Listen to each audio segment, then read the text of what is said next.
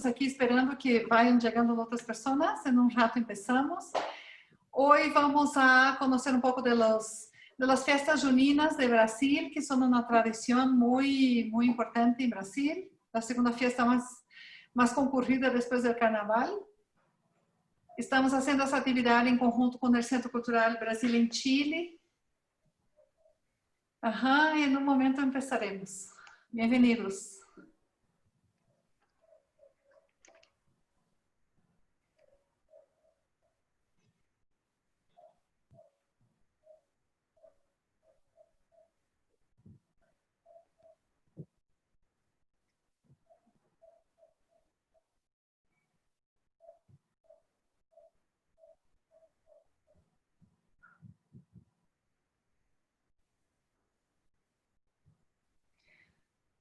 Vou aproveitar para fazer a publicidade enquanto a gente vai chegando. Essa série de conferências que estamos fazendo sobre a cultura brasileira, em junho todavia temos el 25 uma live sobre culinária e literatura, que vai estar muito interessante, el 25 nesse mesmo horário, e el 30 vamos falar de Clarice Lispector, para que ponham em suas agendas.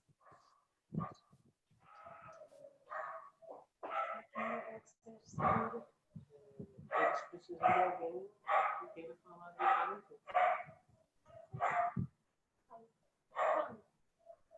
Júlio. Português?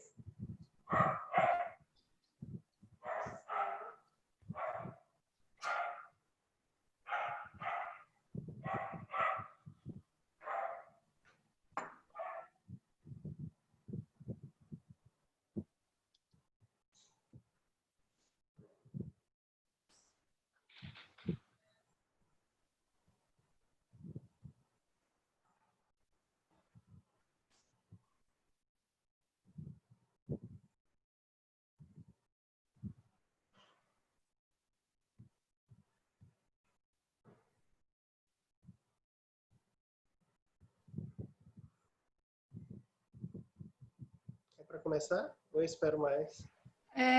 Eu creo que são 37, não? Podemos começar. Sim. Bueno.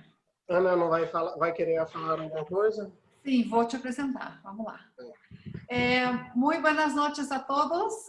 Yo soy Ana Duarte del Centro Cultural Brasil México. Muchísimas gracias por su presencia el día de hoy. Hoy tenemos el honor de contar con la presencia de Alberto Silveira, que es nuestro amigo de otras épocas. Ya anduvo aquí por México promocionando su trabajo en 2017, que fue cuando lo conocimos. Alberto es músico. También es educador musical, trabaja en el Conservatorio de Música de Sergipe, que es un estado en el noreste de Brasil, y acaba de hacer, entre muchas cosas, un disco dedicado a Luis Gonzaga, que es un gran músico del noreste y de las músicas de los festejos juninos.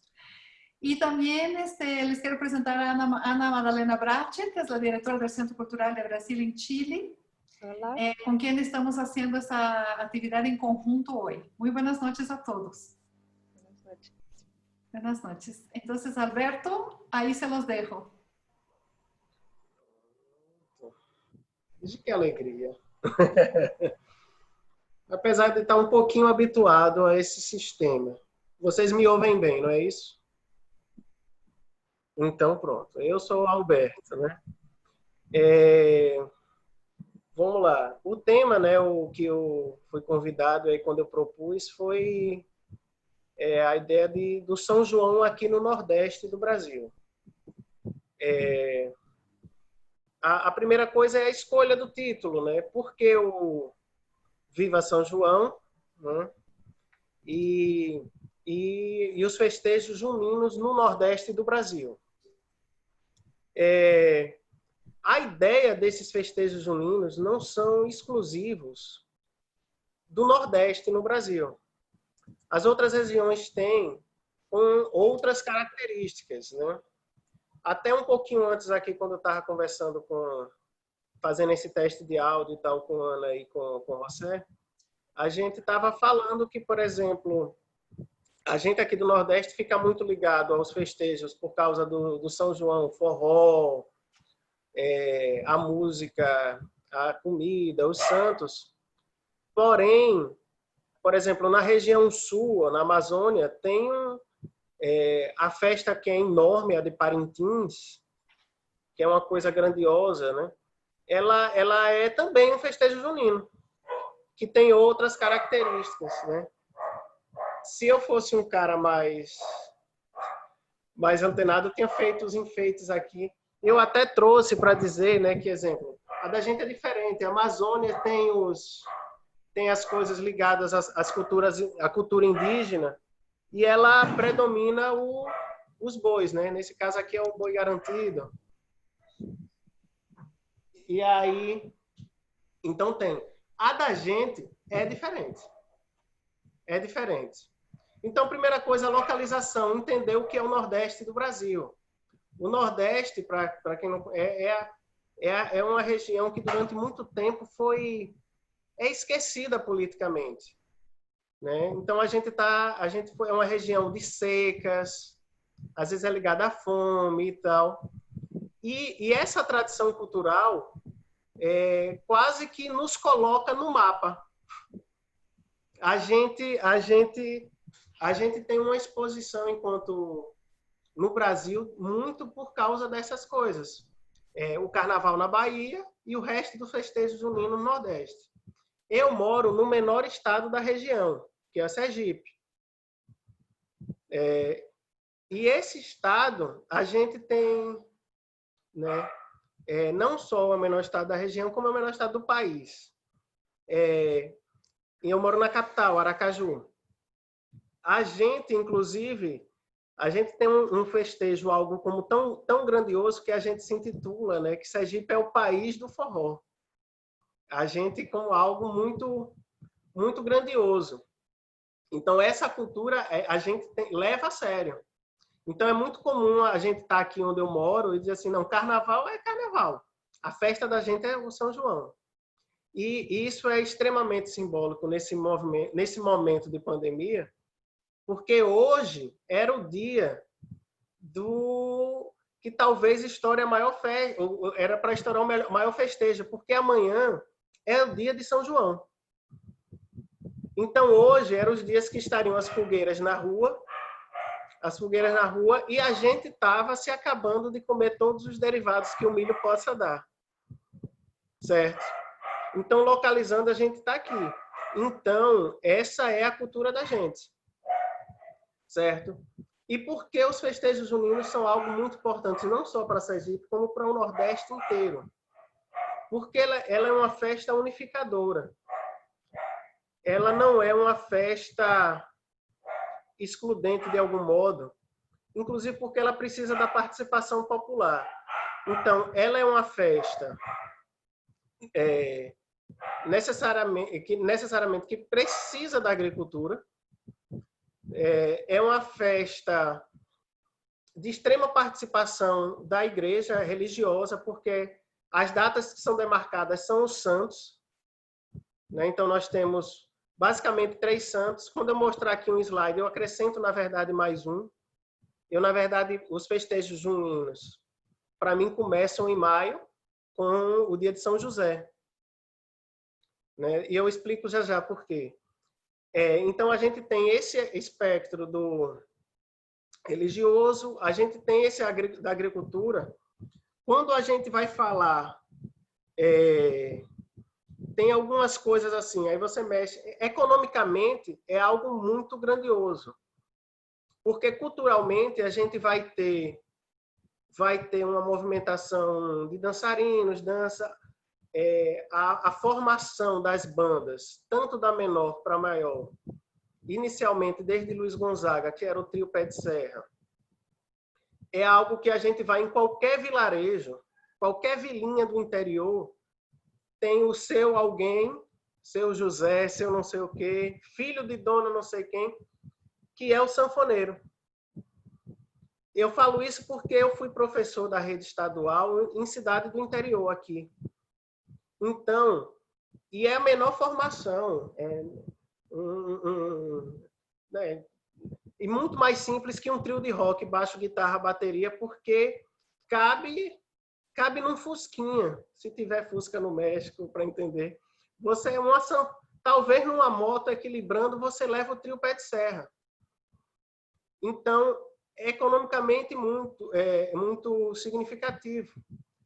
Como também a parte alimentar, que é toda baseada no milho, é algo muito rudimentar, simples e Então, exemplo, tem até um vídeo de um documentário que o Gilberto Gil apresenta, o Viva São João. Que alguma hora um cidadão lá fala sobre como é uma festa inclusiva, porque, por exemplo, no Natal, para eu comprar um peru ou comprar um vinho para uma camada pobre, é algo complicado. Mas ele fez um licor, a gente faz em casa. Então, tem essa característica de agrupar essas pessoas e de ser algo simples que das camadas A, B e C possam participar, certo? Então, por isso que é um tema que eu acho que é relevante. Economicamente, com as vestimentas, você mexe costureiras, você vai começar a ter o comércio que todo vai se movimentar para milhões de coisas. Exemplo, eu não sei que outra festa ou que outra situação no país se usa fogueira.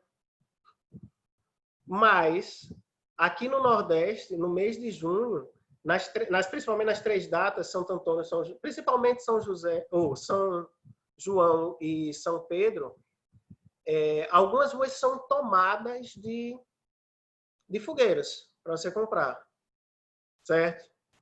Então, tem uma movimentação muito única, né? E inclusiva, né? Eu acho isso bacana, que acaba que é uma integração total. Vou deixar aqui, isso aqui é uma introdução.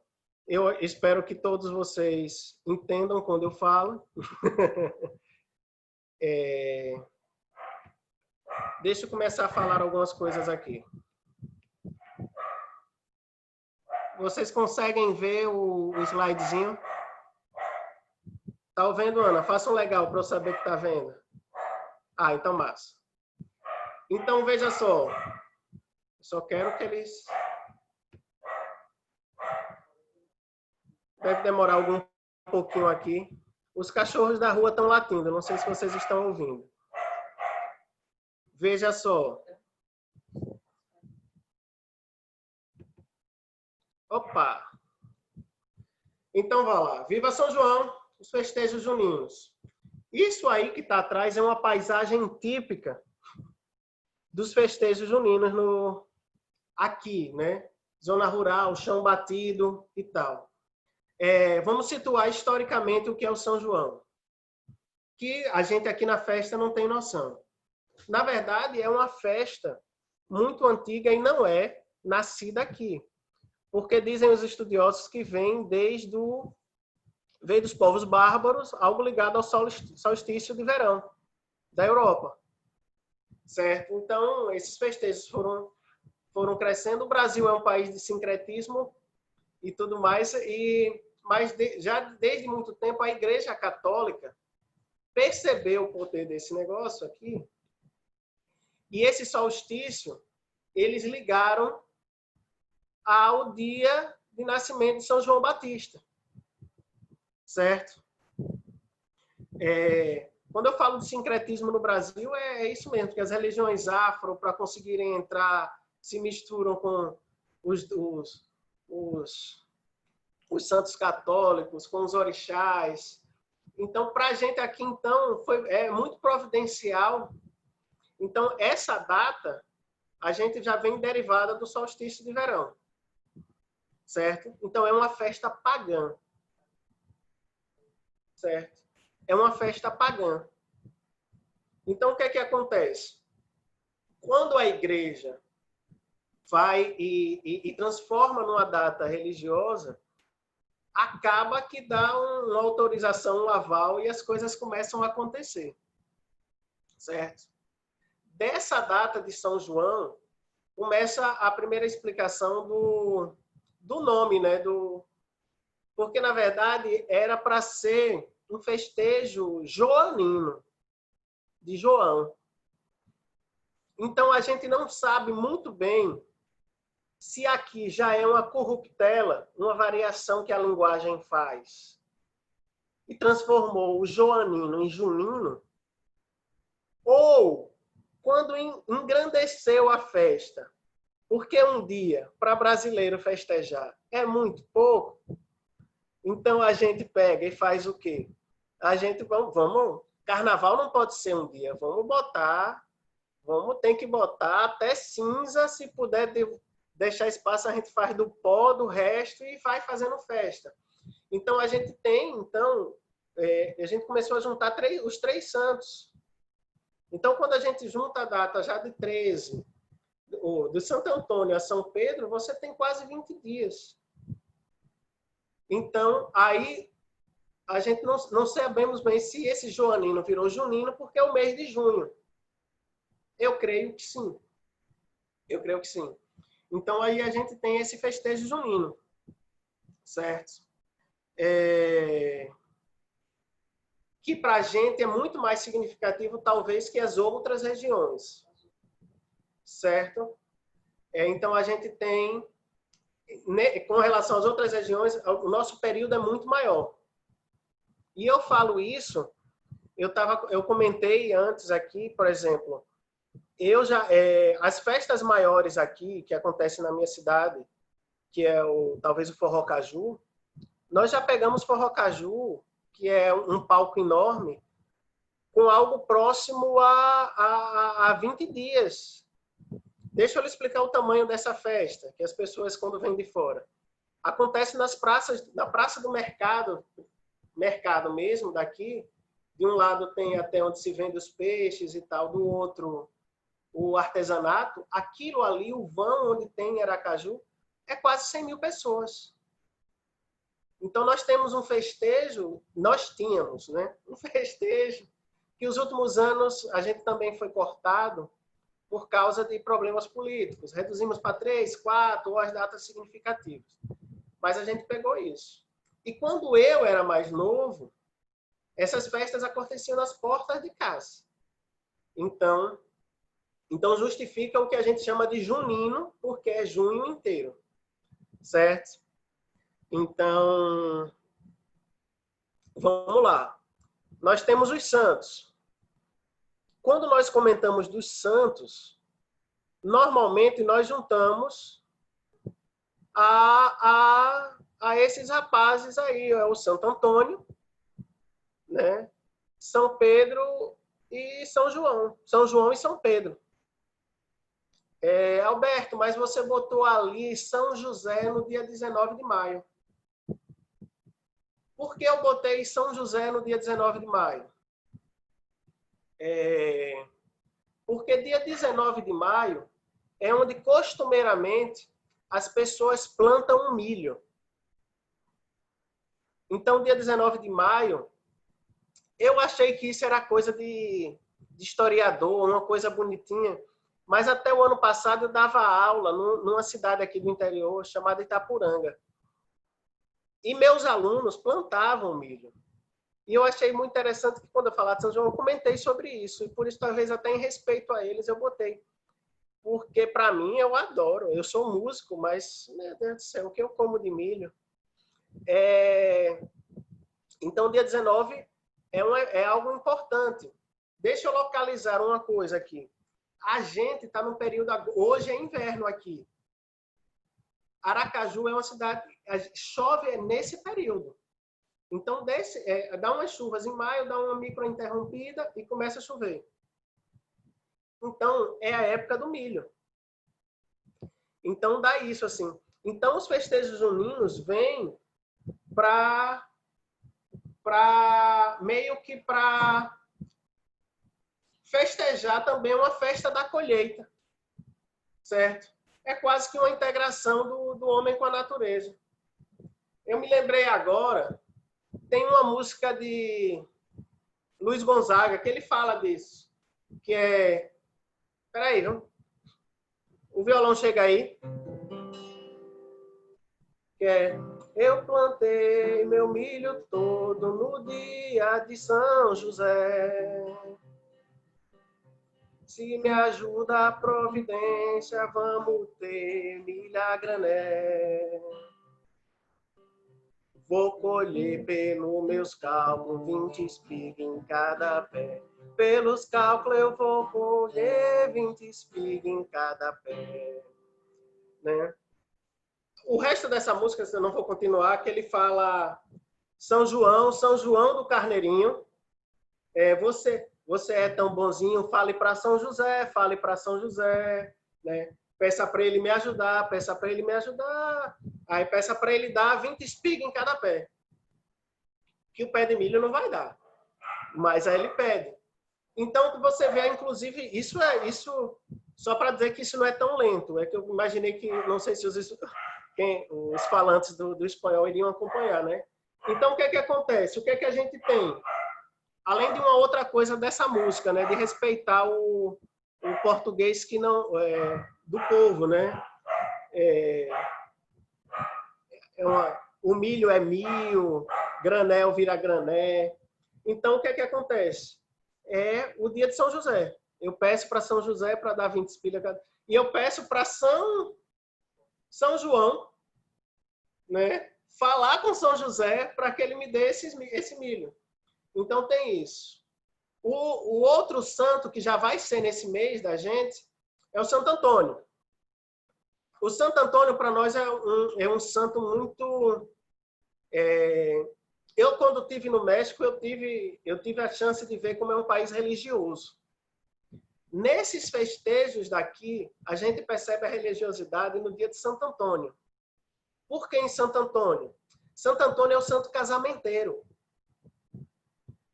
E aí, muita gente faz alguns pequenos rituais, bota o santo de cabeça para baixo, faz as coisas.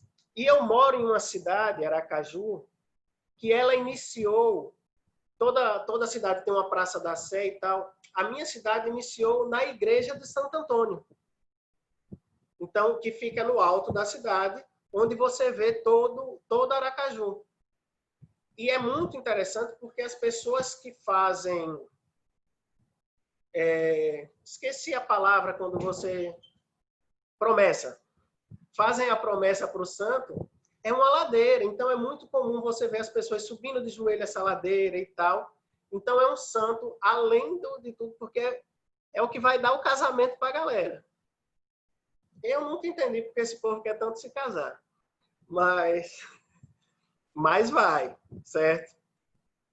E aí a gente tem, logo depois, o dono da festa. O dono da festa é São João. Tanto que é muito comum as pessoas aqui falarem, né, só do São João. O mês inteiro é São João. É São João, certo? São João acaba sendo muito importante porque ele também tem toda a simbologia da existência do porquê existe fogueira para a gente e de porquê existe os fogos, né? Porque basicamente é como a igreja colocou a necessidade. Tem duas explicações. A gente veio do solstício de verão, não é isso? Então talvez a fogueira seja essa explicação do dia o dia de maior sol, né? Mas também tem uma história em algum lugar da Bíblia, em Lucas, eu não sei onde, que na verdade para avisar do nascimento de São João se acendeu uma fogueira, né?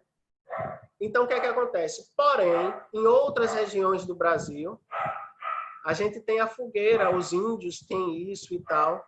Então, é uma coisa que é toda embolada, misturada.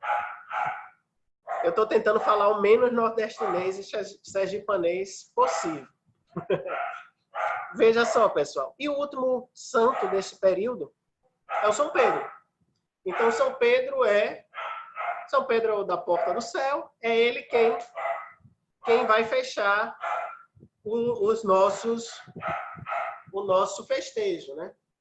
Então é isso. Eu moro num estado que a gente tem uma cidade chamada Capela, e Capela é popular justamente pelo São Pedro. Só um segundo. Então, a gente tem os 3 santos, que eu, de muito ousado, digo que temos 4, certo? Pessoal, vocês estão vendo o slide, né? Não estão me vendo, não é isso? Eu vou para outro slide aqui. Então, o que é que acontece? Nós temos... Então, pessoal, quando eu toquei, ninguém me viu tocando, né? Ai, que bobão. Então, o que é que acontece? As comidas típicas da gente são todas derivadas do milho, que são plantadas no dia de São José. Então, os principais alimentos da gente é a canjica, o mingau, né, negócio, munguzá, pamonha, tudo isso é de milho. E aí, lá embaixo, a gente tem algumas coisas que são derivadas do amendoim e o licor. Certo? Licor, eu não bebo, mas é muito. Então, a gente tem licor de genipapo, licor de todas as coisas que possam ser possíveis serem feitas. Então a gente tem isso aí, né? Deixa eu parar aqui só para aparecer minha cara 10 segundos. Então, o que é que acontece? Não, porque quando eu peguei para tocar São José, ninguém viu, né?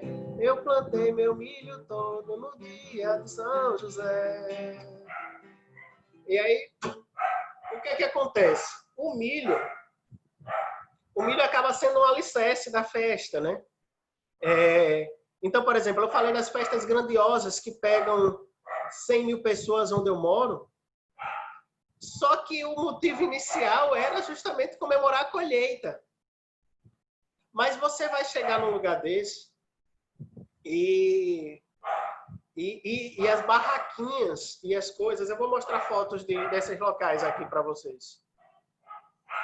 Elas são tomadas dessas bebidas, dessas comidas e dessas bebidas. A gente tem aqui um fórum de cultura, essas coisas. E eu sou um cara que, pelo menos quando dava aula para os meus alunos, eu tentava falar sobre um pouco dessa defesa. A gente tem trajes, né, roupas com rendinhas e tal. Acho que eu tenho algumas fotos aqui, vou tentar mostrar. É que eu sou meio atabalhoado com a modernidade, os aplicativos, mas eu vou tentar mostrar algumas coisas. Então, o que é que acontece?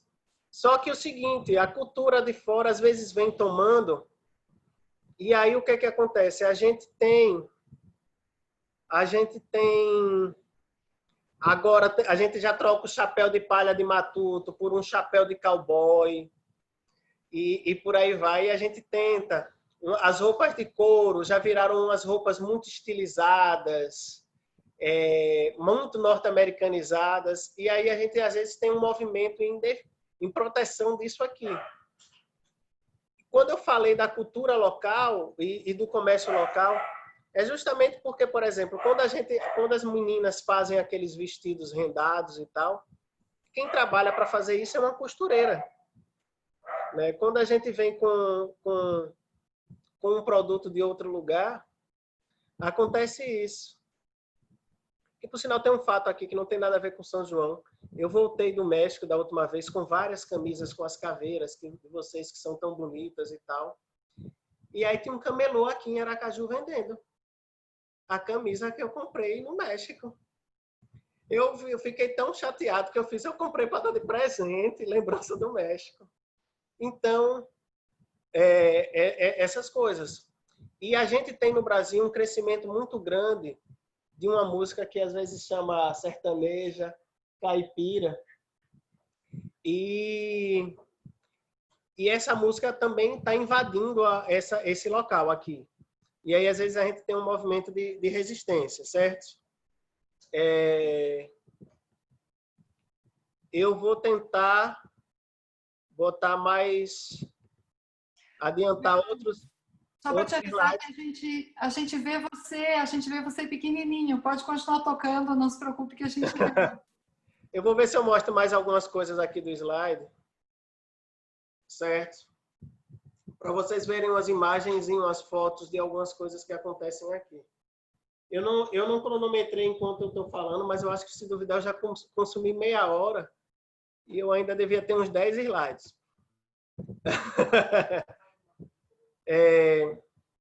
Então, veja só. A decoração, as roupas e os adereços no São João, vocês estão vendo, né? Então, veja só. Apesar que eu botei uma foto que tem um negócio parecendo meio chinesinho ali, mas a gente tem essas alusões aí, essas fotos. Isso aqui é como ficam as ruas, que a gente enfeita as ruas mesmo assim. E eu vi algumas dessas bandeirinhas também quando eu inventei de furar meu pneu, viajando para Guadalajara, entrando num vilarejo aí. O que é que acontece? Esses negócios aqui que simulam um balão, é porque entre os fogos da gente, o balão é algo que ia subindo, né? E ficava no céu muito tempo e tal. Mas para a natureza é um problema grandioso, porque esse balão com fogo ele vai ter que cair em algum lugar, por mais lindo que seja. Então a gente tinha queimadas ou incêndio em zona de cidade, e aí de algum modo a gente nos enfeites começou a botar o balão que a gente retirou. Então você vê que é uma festa bastante colorida, né? Com bandeirinhas, as fogueiras, né? As mulheres usam muito roupa com renda e babados, certo? Aí tem essas botas que eu falei que, na verdade, já é algo que a gente começa a roubar de outras culturas. O chapéu da gente, do nordestino, é um chapéu diferente. Depois eu vejo se eu consigo achar, né? Inclusive porque Luiz Gonzaga bota um chapéuzinho do meio que de Lampião, né? Que é uma figura emblemática aqui no Nordeste. E aí os homens usam muito camisa de quadro, né? Quadriculada, que é algo mundial, mas a gente usa então, inclusive onde eu moro, se a gente usa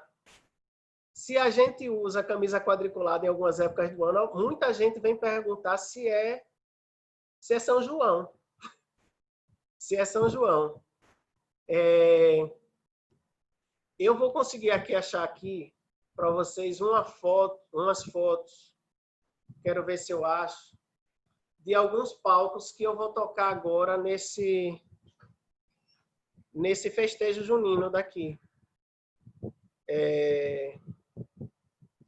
Como ficam as arrumações, inclusive até de palco. Eita, pessoal, cadê vocês? Eu abri tela demais. Pronto, achei. Né? Veja só. Ó. Isso aqui é o... Aqui a gente tem um museu, né? O Museu da Gente Sergipano. Isso aqui é o teto de como está o museu. Isso aqui, os artistas que vão participar da transmissão digital, que por sinal está acontecendo neste exato momento, já começou, já começou e vai até o dia 30, certo? Eu, inclusive, vou tocar no dia de São Pedro, dia 29. Isso aqui é uma das arrumações.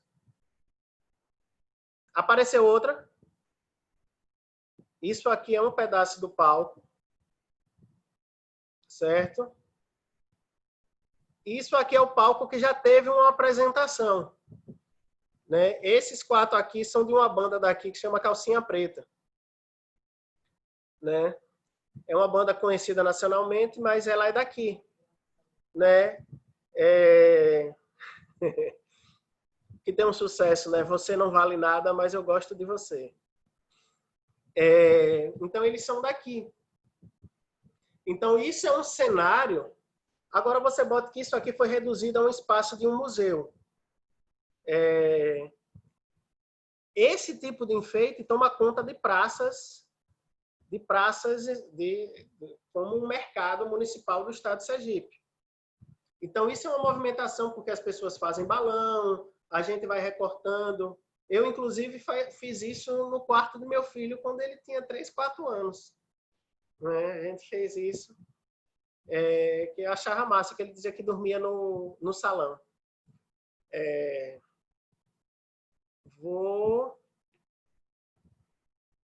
Pessoal, cadê vocês?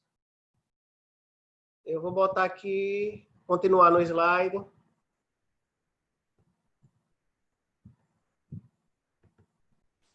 Então, o que é que acontece?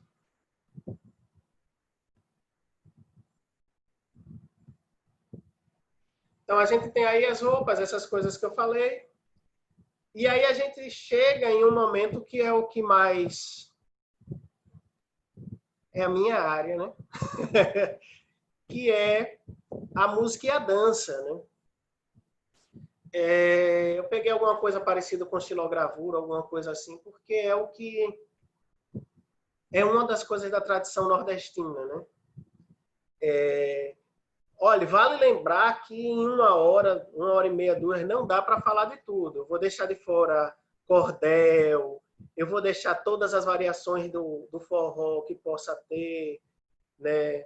Todos os grandes nomes da música e tal. E algumas idiosincrasias de estado para estado, mas não me esqueçam de eu tentar arranjar e mostrar para vocês uma coisa que a gente chama de barco de fogo. Veja só. Então, exemplo, a música da gente é basicamente o forró, o baião, né? O chachado e o xote. Se eu tivesse mais espaço, talvez eu pudesse dançar para mostrar uma coisa ou outra. Mas eu também, o nível de passar vergonha meu tem um limite. Mas veja só, todos esses estilos, basicamente, foram sedimentados por um indivíduo que se chama Luiz Gonzaga. Luiz Gonzaga é chamado de o rei do baião, certo? Então, mais ou menos em 1900, Baião acho que é de 1946. Ele compôs. Isso aqui eu achei uma foto para mostrar alguém, como mais ou menos algumas pessoas se vestem, né? E exemplo, a roupa da menina, os babados, essas coisas, como acontece, né? Mas hoje em dia, meu amigo, é o short mais curto que puder e a bota. Em 1946, Luiz Gonzaga deu nome a uma música chamada Baião, né? Que é: eu vou mostrar para vocês como se dança o baião. Quem quiser aprender, favor prestar atenção. Morena, chegue pra cá. Né? E aí ele vai, é basicamente a descrição. A frase é só essa: eu vou mostrar como assim, dança o baião, chama a morena para dançar, né? Baião, baião, e ele vai. Musicalmente, se alguém tiver algum músico aí, aqui é só uma fala passando, esse cara acaba sedimentando musicalmente uma coisa que é a música nordestina acontece num modo musical chamado mixolídio. Então, né,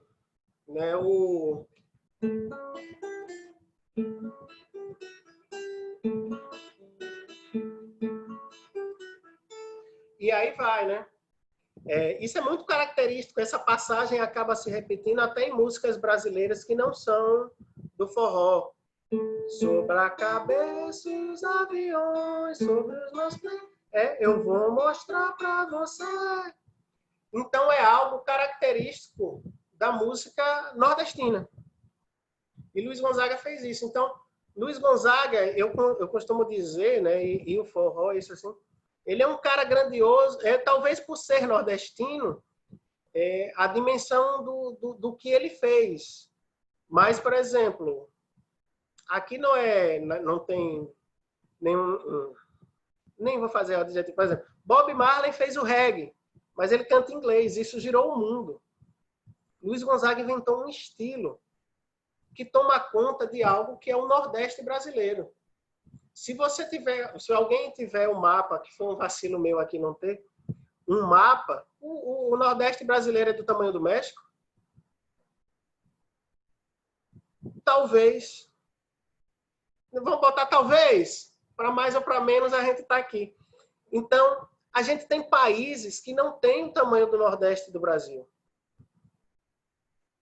E esse cara fez uma música que toma conta disso tudo. Certo? Então, é uma dança que você faz como? Juntos. Né? Precisa do par. Né? E aí, não chega a ser uma dança tão... que obsceno e tal. Mas quando eu tive aí, o pessoal que me recebeu, acho que foi em Guadalajara, eles contaram de um grupo brasileiro que foi e dançou forró. Ele fez, meu Deus, vocês dançam aquilo? Né? Porque é sempre muito junto e tal. Então, apesar que eu vi vocês dançando muitas coisas aí relacionadas ao Caribe, eu fiz demais. Então, o que é que acontece? Então, é algo que tem essa integração.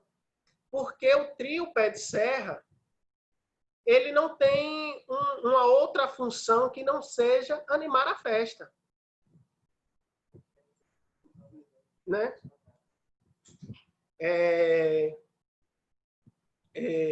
A função é animar a festa. Então, o que é que acontece? É para dançar. Então, você vai ter durante muitas coisas, muitas canções desse pessoal, a ligação de vamos dançar, e essas coisas relacionadas a isso. Mas existe uma outra dança, além dessas shot, baião e tal, que são todas ligadas à música, que eu acho que talvez seja ela é maior em duração e em espetáculo, porque é uma apresentação, é a quadrilha. Eu não sei se vocês têm alguma coisa no país de vocês relacionada à quadrilha. Eu vou tentar achar algum vídeo de quadrilha, mas eu tenho vídeos com quadrilhas aqui. O que é uma quadrilha junina daqui, né? Meu computador não quer mostrar as minhas imagens de quadrilha. O que é uma quadrilha? A quadrilha é uma dança... Vocês estão me vendo, né?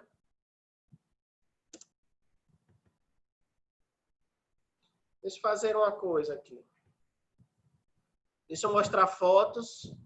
E se alguém mandou legal que está me vendo. Eu vou mostrar as fotos e se der, eu mostro os vídeos. Porque eu estou falando demais. Pessoal, o que é uma quadrilha? Vocês veem aí o cenário, né? Novamente. E você tem um agrupamento, né, de 40, 50 pessoas que eles fazem uma dança coletiva. Uma apresentação de quadrilha dura em média 30 minutos. Eles vão... E tem partes significativas. A parte mais representativa desse teatro, porque a quadrilha é um teatro, também é o casamento caipira, que é mais ou menos... Você usa um delegado, tem um padre que faz com que o cara se case com a mulher obrigado, né? E ele casa, aí tem a espingarda e tudo, se casa bêbado e tal, e tem toda a encenação desse momento. Deixa eu ver se eu não anexei quadrilhas. Qual é a origem dessa quadrilha? Qual é a origem dessa quadrilha? A quadrilha, vocês já estão me vendo, né?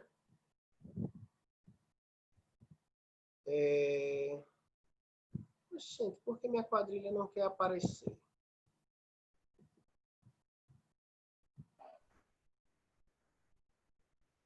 Pessoal, só 10 segundos. Achei uma quadrilha aqui. Deixa eu abrir para conseguir.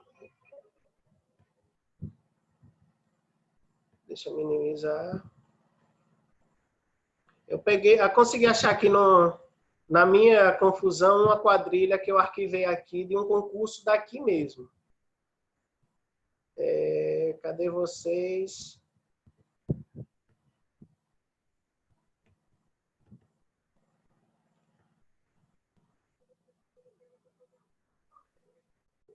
Isso aqui é de um concurso, vocês estão vendo?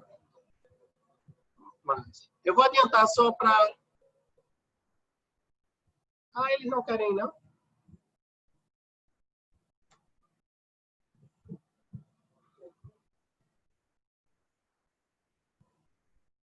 Vocês estão ouvindo a quadrilha? Mas vem.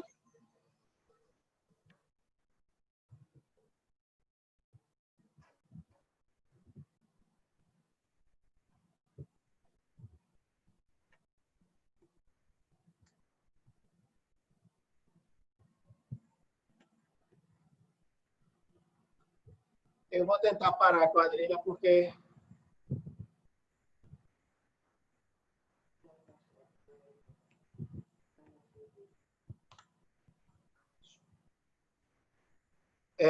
a imagem apareceu, né?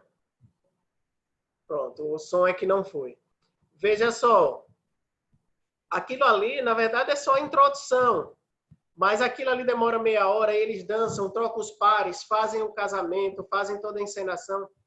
Isso, na verdade, historicamente, não começou com a gente. As quadrilhas são danças europeias, que a gente vê muito nos bailes, nos filmes de época, se levanta e vem um círculo maior, e vem um círculo menor. Isso chegou no Brasil, isso, na verdade, ficou muito maior na França. E quando a corte, né, Dom João, essa galera estava aqui, essa galera só eu mesmo para falar, estava aqui, a gente tem noção de alguns relatos que essa foi Leopoldina, ela contratou, ela trouxe artistas e camponeses austríacos para se apresentar na corte. Então, o que é que acontece? Eles chegaram no Brasil para a corte. Só que o Brasil, desde aquela época, a rua no Brasil deve ser algo muito chamativo, então eles foram para tabernas, foram para as ruas, e a gente, que é muito bom de pegar as coisas dos outros, a gente começou a ficar. Isso no Rio de Janeiro. Então, isso começa a mostrar uma outra característica do São João, mesmo sendo nordestino, é o quanto a gente vai pegando. Porque isso, de algum modo, chegou no Rio. Né? E alguns traços, a gente vai e pega as bandeirinhas de um lugar, e aí vai. E aí essa dança começou a se espalhar, e para a gente aqui em Sergipe é algo muito grandioso, porque a gente tem concurso disso. Em alguns locais, por exemplo, se você chega na região norte, Parintins tem os bois, que é algo que vem do povo, as escolas de samba no Rio de Janeiro, as quadrilhas aqui e quase todo o Nordeste, elas são ligadas também a camadas populares. Então, por exemplo, nessa época do ano, às vezes a gente tem pessoas no sinal pedindo para a gente, não é para elas não, é para elas conseguirem fazer aquelas roupas todas para o São João. E aí, meu amigo, o espetáculo não é pouco grande não. E também depois tem um concurso Nordeste e tal. Pessoal, se vocês escutarem alguns estouros, é porque aqui alguém está queimando fogos. Está soltando os fogos. Né?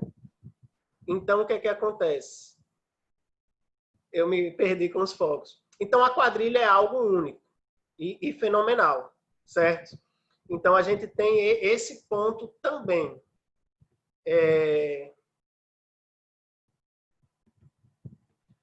Vamos lá. Os principais festejos que a gente tem faltou Mossoró, faltou não sei aonde. Aqui sou eu, então se quem está fazendo sou eu mando aqui. E se alguém responsabilizar, a culpa é minha, eu boto em quem eu quiser. Eu creio que o maior São João mesmo não é o daqui, é o de Campina Grande, na Paraíba. É o de Campina Grande, na Paraíba. Certo? Que é um estado de muita tradição. Grandes artistas são de lá, Chico César, Elba Ramalho e tal, Zé Ramalho. Essa galera, e um bocado de gente nordestino, é de lá. Certo? O outro São João grandioso é o de Caruaru, que é uma cidade pequena do interior de Pernambuco. Você olha aqui, com exceção da que eu botei aqui para puxar para o meu lado, Aracaju, que é uma capital, mas é uma capital que é a menor capital, né? A capital do menor estado do Nordeste. As cidades que são grandiosas são cidades do interior. Exemplo, aqui em Sergipe, a cidade que é significativamente, historicamente ligada aos festejos juninos é uma cidade chamada Estância. Estância é uma cidade que, na verdade, abre os festejos juninos de Sergipe com um evento que se chama Barco de Fogo. O que é o Barco de Fogo? O Barco de Fogo é um barco cheio de rojão, fogos de artifício, que eles giram a distância enorme da praça, né? E tem um concurso que você vê eles indo.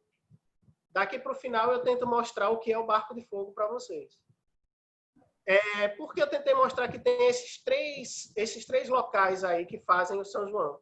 Porque eu acho que daqui de Aracaju para Campina Grande devem ser não, são quase 9 horas de carro de distância. São 8 horas e 50. Eu sei porque eu tenho muito amigo que vai. E porque Campina Grande também é um centro de engenharia elétrica do país e muita gente que estuda vai para lá. E aí eu tenho uns amigos que se formaram lá. Então, é mais ou menos isso. Deve dar, sei lá, 850 quilômetros e tal, para ver mais ou menos a noção espacial que essa festa pega. Certo? Isso não diz que outros estados não têm. A Bahia tem festejos. É porque Salvador é ligado, na verdade, ao carnaval, mas tem. E aí vai.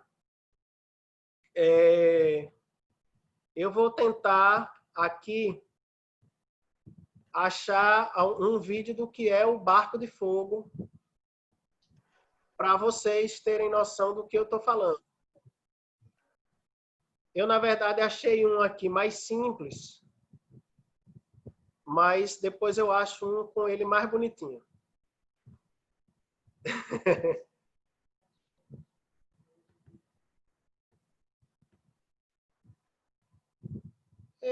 Foi incompatível o vídeo que eu achei. Que ousadia.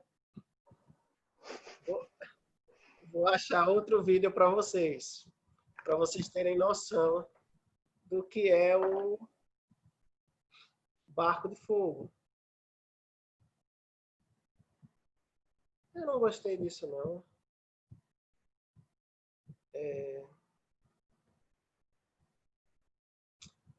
Pessoal, eu acho que eu salvei.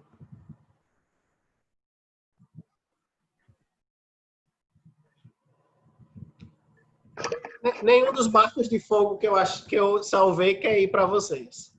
Eles querem ficar em Sergipe, não querem chegar nem no México, nem no Chile. Achei um. E eu também não quero ir.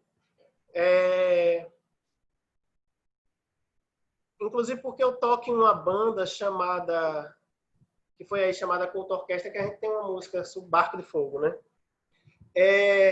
Então, exemplo, cada local do Nordeste tem, exemplo, a gente tem o Barco de Fogo, Maranhão, que é numa outra ponta do Nordeste, vai ter o boi-bumbá. Nenhum outro lugar do Nordeste tem boi. Esse boi acabou migrando para a região norte, né? E você vai ter essas coisas. Com relação a fogos, os fogos de artifício que eu falei que tem no... Estância é uma cidade que tem, mas se alguém depois quiser ver, anote o nome de uma cidade que tem na Bahia chamada Cruz das Almas. O que é os festejos numa cidade como Cruz das Almas? Os fogos de artifício, normalmente, que se usa alguns nesses festejos, que tem nomes, às vezes, engraçados, mijão, pitu, né? Limaia. É feito com um bambu, ou alguma coisa como se fosse um bambu, que faz um cano. Eles ficam desse tamanho mesmo, umas coisas enormes. E a gente chama de espada, porque quando você acende, sai o fogo. Eu não sou um indivíduo corajoso de brincar com fogos. Isso as pessoas fazem guerra, faziam quando era mais novo, mais ainda. Então você já remessa isso nos outros e tal. Em Cruz das Almas, principalmente, que é o interior da Bahia, a guerra toma conta da cidade. E se faz à noite. A luminosidade é algo muito bonito, mas você não sabe o que é você ver um rojão de pólvora, que às vezes o raio da pólvora chega a algo a 5, 6 metros, correndo atrás de você. E alguns desses explodem. Alguns desses explodem. Então, exemplo, são características. Nem todo lugar tem essa ideia, certo? Então, aí também é uma outra coisa, porque, exemplo, para a gente, é a única época do ano que a gente tem um comércio grandioso. Grandioso. Aqui na minha cidade, acho que lá para quando eu nasci, 70 e lá vai, quase 80, tem uma rua que é muito popular aqui, que se chama a Rua da Explosão. A Rua da Explosão foi porque um desses locais que fabricam pólvora estourou. Explodiu. E essa explosão se escutou de distâncias, tipo um raio de 30 quilômetros, a gente escutou essa explosão. Mas é o único incidente que eu conheço, né? Então, é a época desse comércio de fogos e tal. Então, você vê que é uma festa, olha, a gente tem desde santo até fogos, né? Cachaça. É o nosso festejo junino. Eu vou tentar ser um pouquinho mais rápido. E aí a gente tem essa foto aqui é de um trio que é muito popular aqui, que é o trio nordestino, né? Depois eu vejo se eu toco algumas coisas dele para vocês. Isso aí é para dizer que, como é uma música basicamente simples na formação, que eu disse que cabe num Fusca, que é basicamente formada por 3 instrumentos: a sanfona, a zabumba e um triângulo. Certo? Eu vou tirar aqui o slide só para ver se vocês têm noção do que a sanfona é o acordeon. Eu não sei se vocês chamam de sanfona, acordeon, gaita de ponto, tem esses nomes todos. Vocês sabem o que é o triângulo? Eu consigo ver algumas pessoas. Ângeles, Mário, Maria. O triângulo é um instrumento, é um triângulo. Apesar de eu já ter visto em orquestra, o triângulo é mais uma das coisas geniais que Luiz Gonzaga acrescentou à música. Porque é o seguinte, o que é o triângulo? Um triângulo, você pega um ferro qualquer, que eu perdi o meu, isso aqui é uma faca. E a gente faz basicamente alguns movimentos.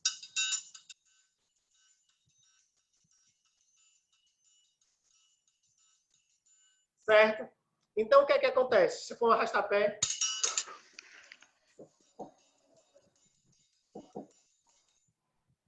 E aí, o que é que acontece? Esse instrumento era uma coisa... Nunca ninguém viu como instrumento. O que é que Luiz Gonzaga é genial? Se alguém aqui é nordestino e tiver mais ou menos minha idade, existia antigamente nas feiras uns caras que vendiam uns doces num tabuleiro, quebra-coco e tal. E esses caras passavam e vendia quebra-coco. E eles faziam alguma coisa muito próximo ao que é também algo muito nordestino, que é o aboio. Né? O aboio, né? Não dá para falar de tudo, meu Deus do céu. Aí eu vou falar 10 segundos que existe o Rio dos Currais, o São Francisco, os vaqueiros, na época dos engenhos, levavam os bois para lá e tal. Aí tinha esses aboios para chamar e tal. Que é herança árabe. Que é herança árabe. Então, o que é que acontece? A gente tem, desde a corte francesa, envolvida num processo da música nordestina, ao aboio, que é algo que vem dos mouros e tal, e vem para cá.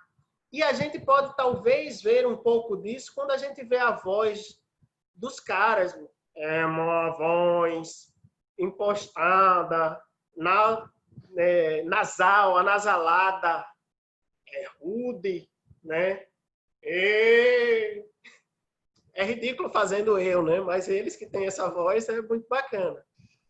Mesmo porque minha voz aguda não dá, né? Então, o que é que acontece? Então, Luiz Gonzaga viu isso. E o que é genial, se alguém tiver aí? Porque é o seguinte, são os registros agudos que a música tem. Quando a gente trabalha com música percussiva, a gente diz... Como é que eu falo sem falar semicocheia, cocheia, fusa? A gente tem um instrumento que preenche o tempo. Se a gente pegar um pandeiro no samba, ele preenche os 4 tempos de cada tempo. Quem faz isso no forró, no baião e tal, é o triângulo. E conforme eu abro e fecho, eu mudo. Então, a gente tem um instrumento de preenchimento. Pessoal, isso aqui, levar... Eu que sou preguiçoso, quando não tenho case, eu levo assim. Entendeu? E aí... Mas eu sou um preguiçoso... Apesar que eu acordo todo dia 5 da manhã, mas eu sou preguiçoso. O outro instrumento... Alguém tem noção do que é uma zabumba? Né? A zabumba... Eu estou botando aqui porque eu estou... A zabumba é um tambor.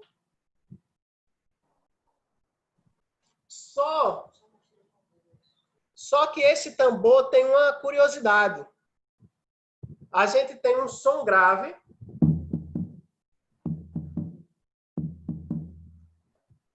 E a gente tem também um som agudo. Deixa eu mostrar aqui. Vocês ouvem o agudo? Só que esse agudo, aí você faz, como é que você está fazendo? Ó, eu bato embaixo.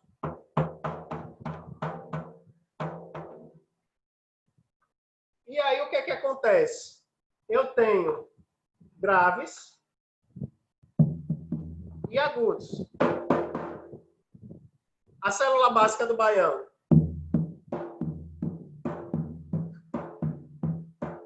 Eu vou mostrar para vocês como se dança o baião. Quem quiser aprender, é proibido cochilar, cochilar, cochilar. Nos braços de uma morena, quase morro, belo dia. Aí vai. Não pode me dar corda, não. Eu toco zabumba aqui com um cara muito legal chamado Bob Lelis, que tem um carro chamado Rural do Forró, que ele vai levando as músicas para os locais e tal. Então, o que é que acontece? Se você pensar nessa formação, A zabumba eu tenho os graves, médios e agudos em um local só. Eu tenho um triângulo, e a zabumba é o que a gente fala que é o instrumento de corte de percussão. Eu faço acentuações no meio dos 4 tempos. A música nordestina toda é binária, 1, 2. E a gente começa no contratempo. 1 e 2 e 1 e 2 e 1, certo? Como o samba, e vigia, eu toquei errado, mas deu para entender. E tu, tu, tu. Como o samba também é. Tu, tu. E 1, e 1, e 1, e 2. A batida começa no contratempo. A música nordestina é assim, né? É o que dá a nossa quebrada. Então, o que acontece? Então, Luiz Gonzaga, quando ele chegou no Rio de Janeiro, esse cara, ele tocava com o que a gente tinha, o que tinha na época, era um negócio chamado Regional do Choro. Então, era cavaquinho, pandeiro, violão de 7 cordas, violão, flauta, certo? E aí, o que acontece? Aí tem uma genialidade de pegar e olhar isso aqui. E sanfona, que eu conheci alguns sanfoneiros aí, vocês têm uns sanfoneiros que muito bacana. Outra coisa que eu conheci no México, acho que os melhores instrumentistas de sopro que eu conheci, que eu toquei na vida, estavam aí. Eu não sei, meu Deus do céu, como eu passei vergonha. Aí o que acontece? Deixa eu voltar para cá, onde eu sei. A zabumba e tal, são instrumentos portáteis, simples. Então, você tem toda uma formação. Então, cara, você espreme 3 caras num canto de sala, você imagine aquela casinha rudimentar de supapo, que é como a gente chama, que é quando você pega o barro e joga na parede e tal.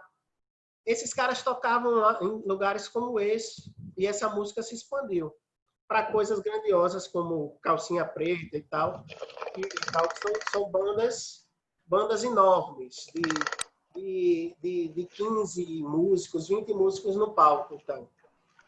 Mas o trio dava conta. Então, isso foi algo muito genial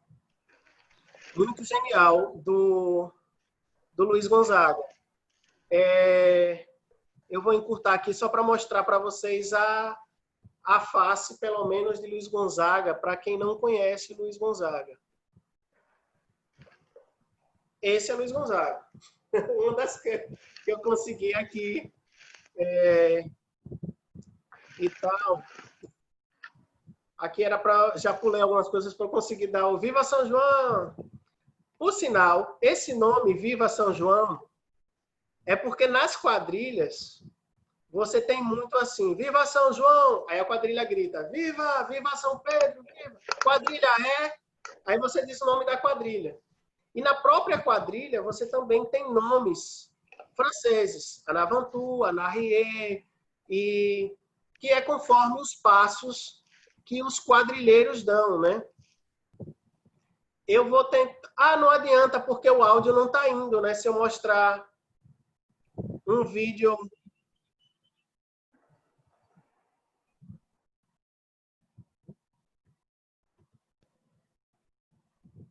Vocês ouvem? Agora ouve?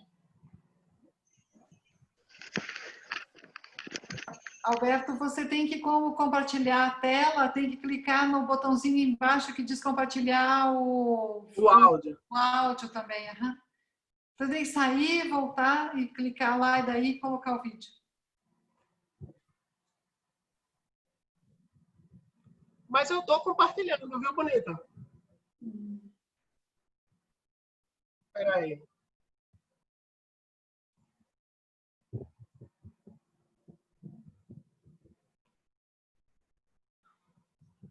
Ó, eu vou... Tal...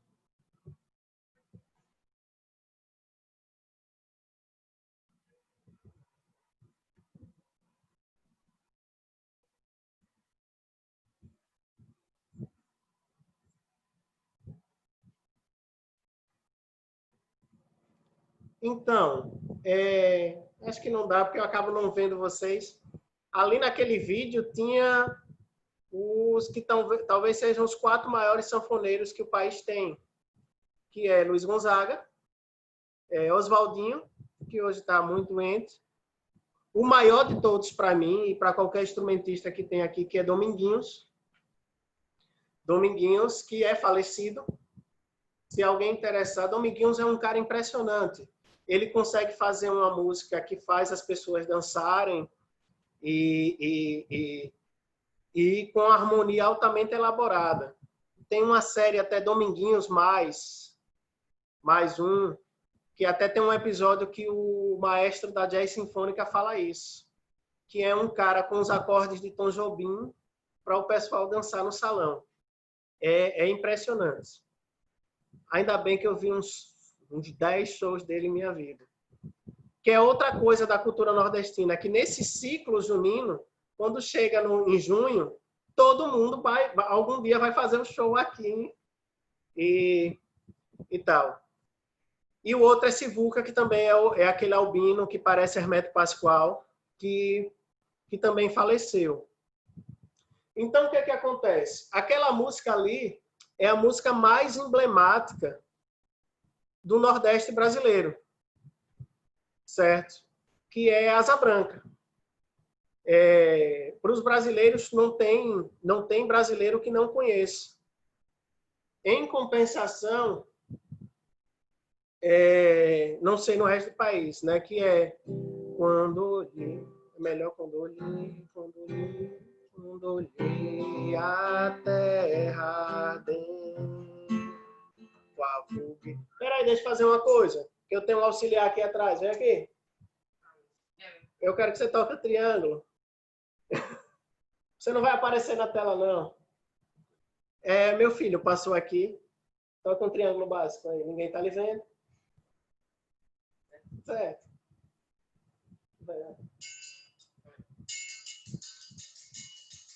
Quando olhei a terra ardente, qual fogueira de São João, eu perguntei a Deus do céu, ai, por que tamanha jubilação?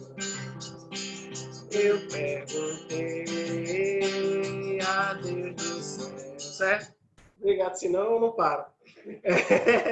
Então, nesse caso, e essa música é muito emblemática para quem é músico aqui, porque como ela gira em tônica, quarta e quinta, por exemplo, Dó, Fá, Sol, e ela tem uma melodia que é toda na escala de Dó,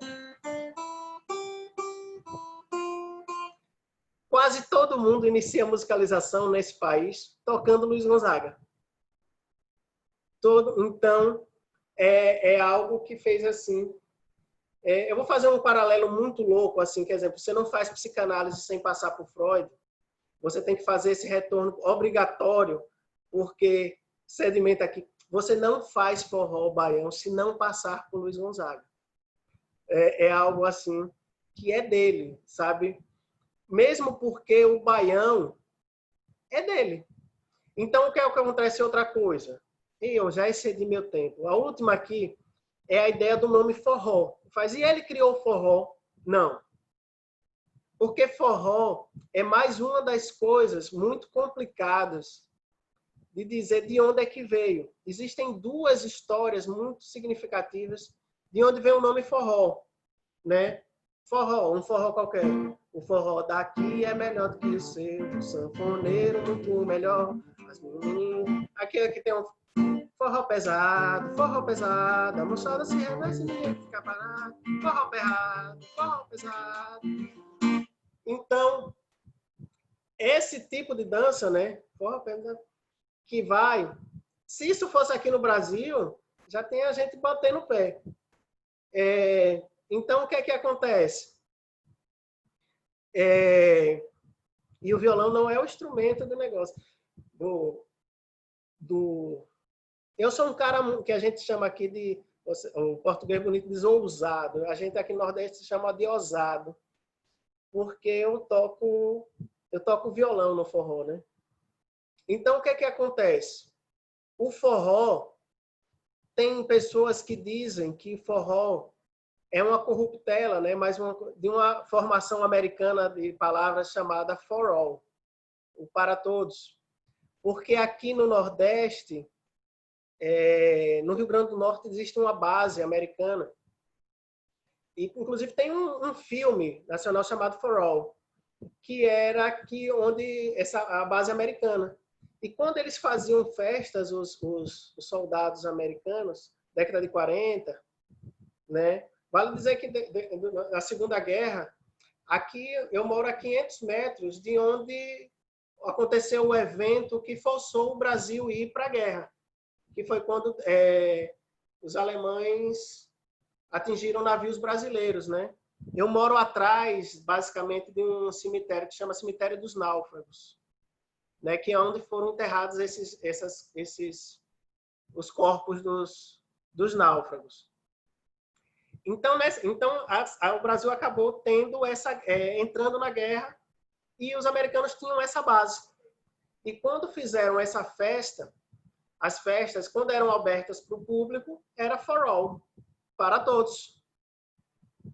Eu não gosto dessa explicação muito bem. Por quê? Porque a gente tem uma expressão chamada forrobodó.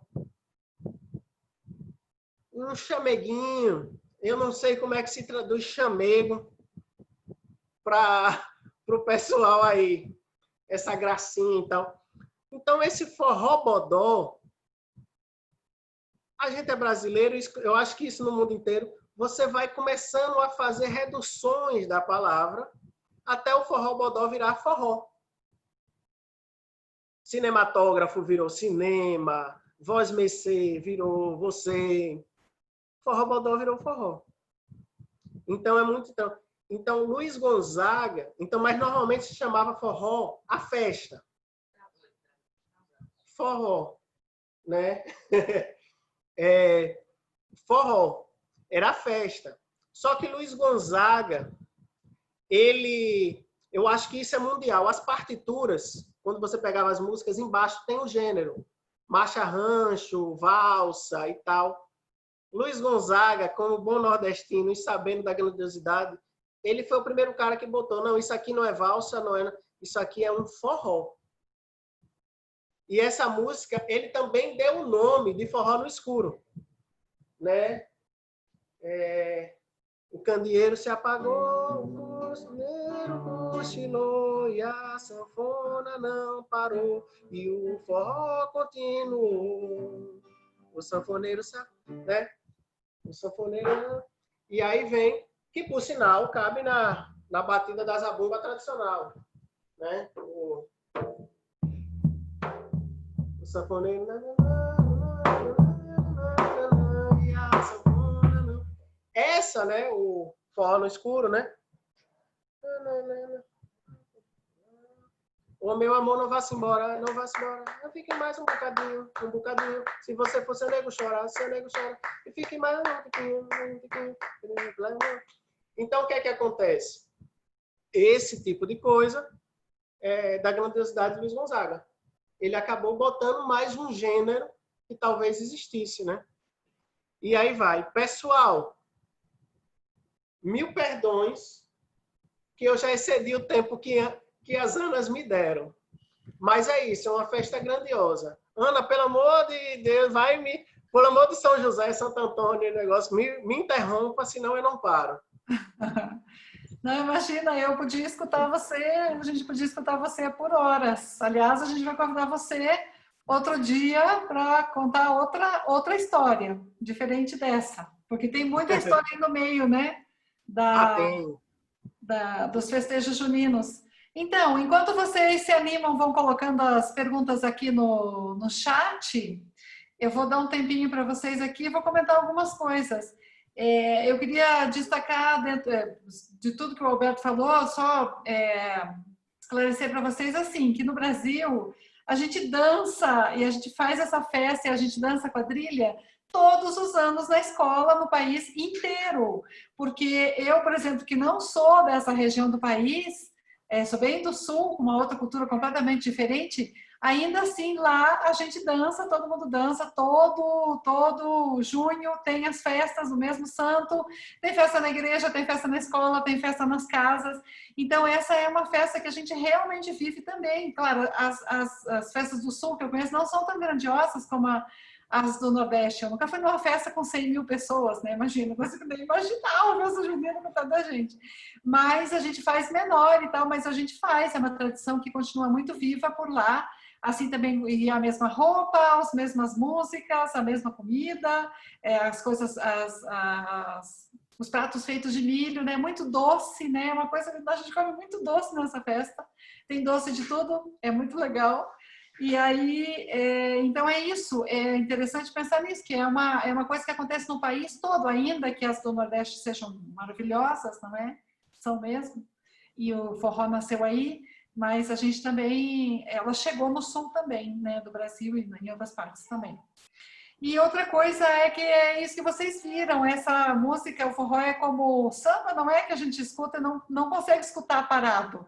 Não dá para ouvir essa música sentado, assim, escutando a música, não é? É uma coisa que realmente é muito animada e não dá para ouvir sentado. Não dá para escutar, é uma música que não dá para escutar sentado, é uma música para dançar mesmo. Ah, é? É isso, né? E outra coisa interessante é isso.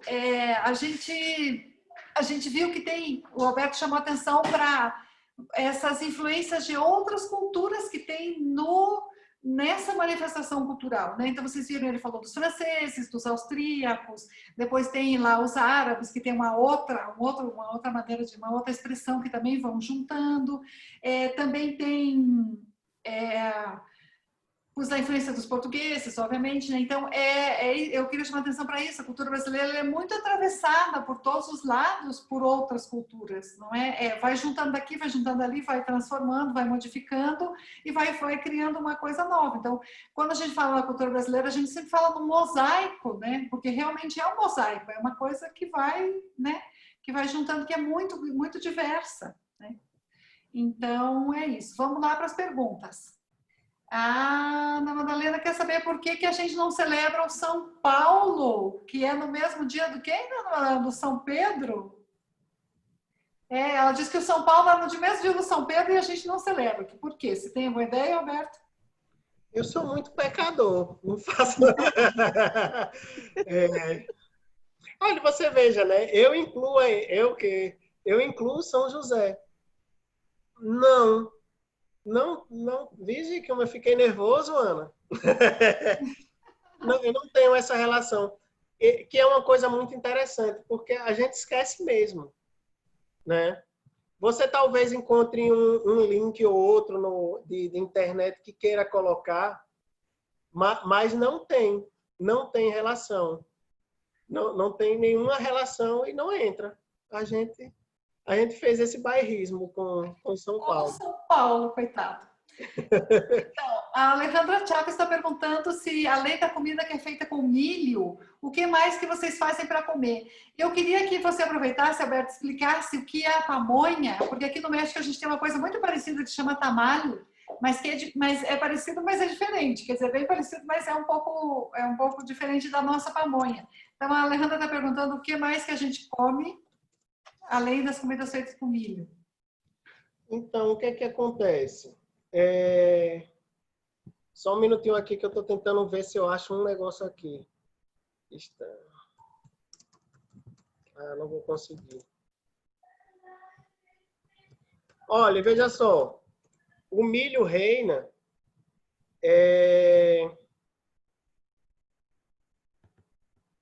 já foi, não vou conseguir.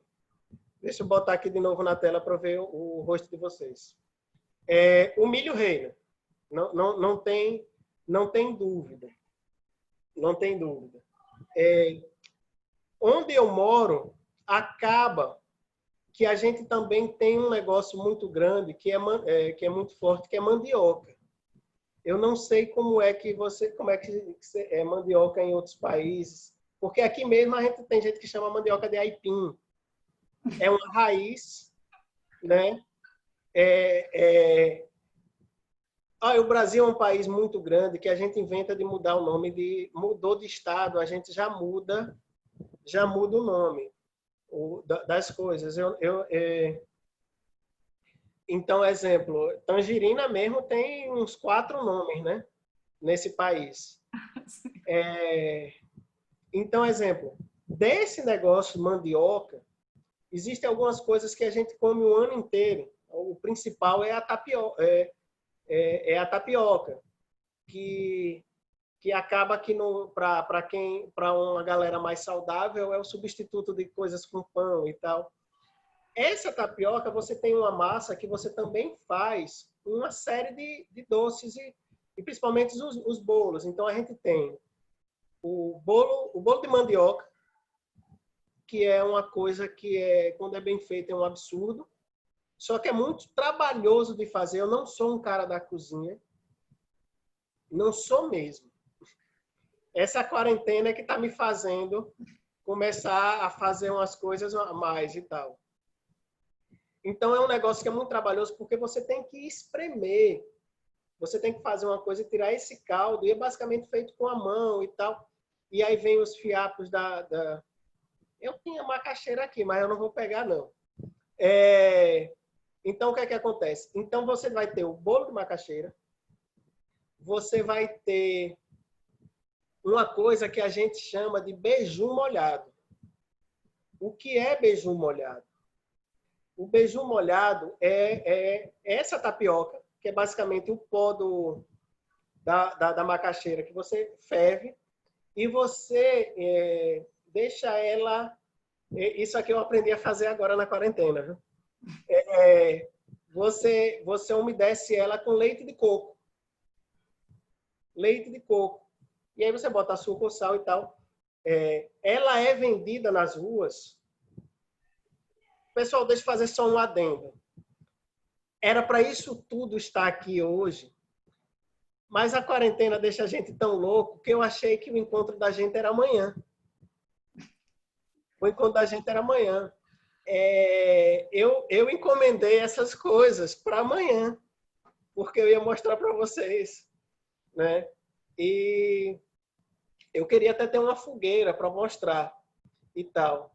E aí hoje, porque eu marquei uma reunião, eu sou professor do conservatório, com os professores do conservatório, e aí que alguém me lembrou, então eu esqueci. Então vou voltar para o beiju molhado, que se vende o ano inteiro, mas lá tem então, que é comida baiana, é uma coisa que a gente roubou da Bahia. Então você dá numa coisinha assim que é na folha da bananeira. Então você tem isso. Que a gente pode ver até um tracinho de aboio no vendedor, que é um cara que passa na rua cantando beiju molhado, pé de moleque, saroia. Esse saroio, que é um negócio, tem que ser estendido. Saroia! Então, o que é que acontece? Isso deve ser ridículo, alguém vendo de outro lugar. Então, a gente tem isso da mandioca. Desse negócio também a gente tem uma outra coisa que é o pé de moleque, que aí vai ser uma briga grandiosa da gente com o pessoal do Sul, que o pé de moleque do Sul é um negócio feito com milho ou com amendoim. E o pé de moleque, que eu não tenho aqui, é uma massa de mandioca, que é algo meio que cilíndrico, assim, fica algo desse tamanho, que também é enrolado em algumas folhas assim secas que você come. Como se fosse um bastão doce aqui, assim tal. Pé de moleque. Né? Então, beiju molhado, pé de moleque. E aí tem o saroio, que é um bolo redondinho e tal. Todos os tipos de bolo que você imaginar, de uva, macaxeira, você vê que esse negócio... A gente usa uma expressão que também é ruim de traduzir, que se chama sustância. A comida de nordestino tem que dar sustância. Então, esse tipo de coisa... alguém vai dizer, é forte e tal, mas é mesmo. Então, a gente vai ter todos esses derivados também da macaxeira. Do milho, a gente também tem com um milho que é diferente, que é um milho branco, que a gente faz o munguzá. E aí a gente tem alguma coisa que eu acho que deve ter em outros lugares, que eu não sei, que se chama arroz doce. Arroz doce. Que é o arroz que a gente faz algo doce, que também usa leite de coco. Então, o que quer dizer? A gente usa também... Vale lembrar que o Nordeste, que eu marquei aqui pela seca, o Nordeste é todo litoral, né? Então, por exemplo, eu moro na zona litorânea, eu moro a 100 metros do mar, né? Mas é meio que zona rural onde eu estou. Então, o que acontece? Isso aqui tudo é coqueiro. Então, o coco também é utilizado nessas coisas, assim. Porque a canjica, que é como se fosse um mingau, mas com uma certa... mais duro do que... É feito com leite de coco. A mistura do milho com leite de coco. Você tem também a pamonha. A pamonha é um negócio que fica uma massa... Essa é muito mais dura. Muito mais dura, né? Quando você tira... Ela normalmente é vendida enrolada na palha do milho. É uma canjica dura. Assim que fica uma massa aqui enrolada no milho. Se eu trago para casa, eu corto para comer. Mas se eu tiver no São João, é aqui mesmo. Então, você vai ter também esse negócio aqui. Só para dizer assim, quando eu estive no México, eu não vi esse lance aí parecido com a pamonha. Mas Você não comeu tamal aqui, Alberto? Não. Era muito interessante. Deixa eu explicar uma coisa. Eu sou um músico que não bebe e não fuma. No México só me ofereciam mezcal e tequila. Tequila muito pouco, uma vez, mas o tal do mezcal era toda hora. Não podia atravessar a rua. Mas eu comi, meu Deus do céu, a comida de rua de vocês é bom demais. Eu faço guacamole aqui, eu faço não, fazem aqui. Mas, Deus do céu. E outra coisa, a pimenta de vocês, né? Mas quem vier aqui e for na Bahia não vai sentir falta de pimenta. Eu chorei aí comendo pimenta, por sinal. Então você tem isso e tem alguns subprodutos também do coco. Do coco, né? Então, várias coisas assim. A gente tem um bolo de tapioca, que é mais um outro subproduto da mandioca. Também, que é um bolo feito desses... O que são esses subprodutos? Eu não sou o cara mais ideal para falar, mas, exemplo, é quando você pega... E tem uma outra coisa que eu adoro, que é puba. Eu não sei o que é puba para vocês. A mandioca, você tem a mandioca, a raiz. Quando você vai fazendo isso, em etapas do processo, a primeira tipo decantação do processo, você tem a puba, depois você vai ter a tapioca, e você vai ter assim. A puba é uma massa dura que você joga leite e faz mingau. É algo... Deus do céu. Então é isso, que a gente joga canela e vai. Então, quer dizer, você tem ainda os subprodutos ligados apareceu um besouro aqui.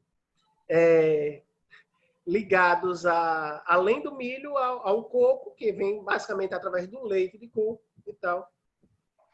Mas você não tem nos festejos juninos uma invasão de outras comidas nordestinas.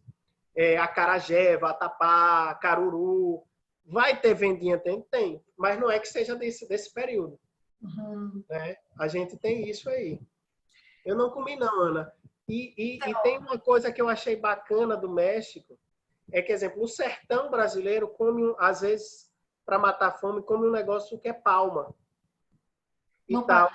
Uhum. No Então, a gente é algo... Eu não entendo. A gente tem preconceito com a comida do sertanejo e tal. E eu vi algo que eu não sei se é palma, muito parecido aí. Nopal. Aí. Se chama Nopal. Uhum. Eu comi aí e não comi aqui. É o mesmo. Uhum.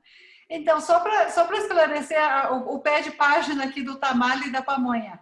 O tamal, Alberto, é uma massa de milho que é feita com milho seco, mas que se mistura com uma gordura de porco, banha de porco. E aí junta, faz a massa e cozinha. E ele é recheado com muitas coisas. E a pamonha, agora para os mexicanos, a pamonha é isso, só que ela é sempre feita com milho verde. E não tem recheio dentro, porque o tamal tem carne, tem pimenta, tem muita frango, tem muitas coisas dentro. E a nossa pamonha, às vezes, tem coco, normalmente é doce ou pode ser salgada, mas não tem recheio, é sempre feita com milho verde. E a do México, pelo menos, acho que... No Chile também tem tamal, não, Ana Bracher? Tem tamal no Chile? Acho que na América Latina toda tem esse tamal. Tá, peraí. Aqui no Chile, o que a gente tem é o humita. Humita. Humita. Se você olha, é igual uma pamonha. E humita é a mesma palavra que usam para gravata borboleta aqui no Chile. Não sei como chama isso no México. Essas gravatinhas assim. Então, humita, ela é salgada. Ela é feita... Você olha, igual uma pamonha embrulhada, é feita com milho verde ralado, né? A espiga de verde ralada, cozida, embrulhada na palha. E ela é temperada com sal e manjericão, albahaca, sal e albahaca. E você come ela com salada de tomate e cebola. Nossa, que delícia. Eu acho interessante essas coisas, né? Porque quando eu fui para o México, os mexicanos não entendiam, por exemplo, o abacate, aí, que é algo da cultura, a gente faz vitamina com leite, né? A gente não tem um uso e tal, e as pessoas fazem, como assim vocês usam abacate? A gente não tem um quinto do uso que vocês fazem, né? E aí você chega no Chile, a pamonha da gente já está... que é pamonha da gente, como se a gente tivesse feito. Fosse dono do milho. Dono da pamonha. Então tem. Mas é algo eu adoro. Aqui a gente usa muito abacate também. Não só a guacamole que a gente imita dos mexicanos, a gente, né, os chilenos, mas às vezes você deixa ali o abacate na cozinha, você abre, tira um pedaço, passa no pão, joga sal ali e conserva o resto do abacate. Tira só o pedacinho que você quer, a massa e joga no pão. Vale aclarar que os tamales aqui no México também se fazem com farinha de arroz, às vezes, e manteiga. E também se faz com milho verde em algumas regiões, por exemplo, em Veracruz. Ou seja, esse milho verde seria mais parecido com a pamonha brasileira. Não só com milho seco, mas também às vezes é feito com milho verde, às vezes com arroz. Ou seja, a gente aqui domina o tamal de todas as maneiras que existem. Fazem os tamales gigantes também, fazem pequenos, fazem de tudo que imaginar. Tem a festa do tamal, que é o dia 2 de fevereiro, que é o dia da Candelária. Da Candelária, que fazem a festa do tamal. E aí tem tamal de tudo que você imaginar. Então aqui essa comida também é muito apreciada. Olha só, o Mário Peralta está dizendo que ele é de Guerreiro, que é um estado aqui do México, mais para o lado do Pacífico, e que eles têm uma música tradicional lá, Alberto, que é uma música da Costa Rica. Olha só, o lugar se chama Guerreiro, fica no México. A música é da Costa Rica, mas a música se chama chilena. E ele está dizendo que é muito diferente das músicas tradicionais mexicanas e que é muito importante para a cultura mexicana, que talvez você gostaria de conhecer essa música. É da Costa Chica, Costa Chica é... A gente Costa Chica, desculpe, eu falei Costa Rica, é Costa Chica, estou lendo mal aqui, desculpe. Da Costa Chica, que é a costa de Oaxaca, de Guerreiro, desculpe. Mas, em todo caso, a música se chama chilena, o gênero da música. Olharei. Eu me lembro num curso que eu fiz de etnomusicologia que a gente trabalhava esse tipo de coisa e tal. E eu me lembro dessas misturas, esses hibridismos que acontecem. E era um jogo da professora que ela soltava alguma coisa dessas músicas. Nem sei o que é a chilena, mas procurarei. E aí, às vezes, você ouvia algumas coisas e dizia assim, e de onde é isso? E a gente ouvia umas coisas, rapaz, isso aqui é Nordeste. Não tem de como não ser. e aí soltava, aí aparecia a imagem de um camponês da Áustria e tal. O mundo é muito, muito louco nesse tipo de coisa para ver como vai dando a colonização e tal. E, exemplo, com relação à zabumba, por exemplo, a gente viu um trio muito semelhante em alguma região da França, né? Porque a gente tem que ver que esses tambores ou essas culturas vêm de algum lugar. Por exemplo, o samba brasileiro, eu não tenho um pandeiro aqui porque, deixa eu explicar, às vezes você vai deixando instrumento em casa de mãe, porque se não dá para deixar tudo numa casa só, e na pandemia já tenho 90 dias que eu não vejo alguns instrumentos meus. O pandeiro no samba a gente toca assim. Só que o pandeiro é algo que já vem, você tem estátuas gregas, elas com alguma coisa aqui. E os árabes tocam algumas coisas aqui. Aquilo é um pandeiro deles. Aquelas imagens que tem e tal. E aí, quando a gente tem noção disso, até na etnomusicologia, a gente começa a ver de como tem ligação, de como isso passou e chegou. Eu estou preparando um repertório com um instrumento que ficou popular por causa do Havaí, que é o ukulele, não sei. E o ukulele é um instrumento que, na verdade, é derivado do cavaquinho, que é um instrumento português que chegou aqui no samba, virou o cavaquinho. E aí você vai se aprofundando, o Havaí teve colonizadores também portugueses. Eu nunca, quando eu via aqueles ula-ulas, teria noção de que um português passou por ali. Eles fizeram a mudança, a corda de aço e tal. Tem uma série, inclusive, de um Carrilho, um tocador de cavaquinho aqui, que ele viaja 7 locais do mundo para mostrar o cavaquinho. E ele passa no Havaí. Então, quer dizer, os instrumentos passam e eles viram outras coisas nos lugares e a gente não tem noção dessa influência, né? Então, tem essas coisas todas. A comida também fez isso, né? Não Chegou lá em Ana diferente. Então, eles estão explicando aqui, a Costa Chica é essa região do estado de Guerreiro, não é? E ele está dizendo que as chilenas de Guerreiro dizem que foi levada pelos chilenos no tempo da febre do ouro, no século XIX, que eles entravam pelo porto de Acapulco, que é o que fica ali naquela parte do país, não é? Então, por isso que elas se chamam chilenas, essa música. E a Erendira Guamã está comentando que no México existe a profissão de etnomusicologia na Faculdade de Música da UNAM. Sim. Deixa eu só atrapalhar um pouco a melhor escola do México. Vi agora que vocês têm. Então, o que é que acontece? Alguém perguntou as músicas que eu toquei. Deixa eu dizer que eu não me lembro de tudo que eu toquei. Mas, recapitulando, Asa Branca é o maior clássico da música nordestina, de Luiz Gonzaga. Asa Branca porque se refere a um pássaro, né? Que canta, que a asa branca durante a seca ela sai do sertão, né? E se o verde, a natureza, tudo voltar, a asa branca volta, né? Então, na verdade, é uma música, inclusive, triste. Que, na verdade, cabe muitas coisas da relação da música de Luiz Gonzaga, porque ele cita Rosinha, que era uma namorada que ele teve e tal. Então, eu sei que eu toquei Asa Branca. Eu acho que eu toquei outra dele, que eu acho que foi São João do Carneirinho, né? Que foi quando eu citei São José. São João do Carneirinho. Assim. Eu acho que eu citei uma do trio nordestino, Forró Pesado. Chama Forró Pesado, Forró Pesado.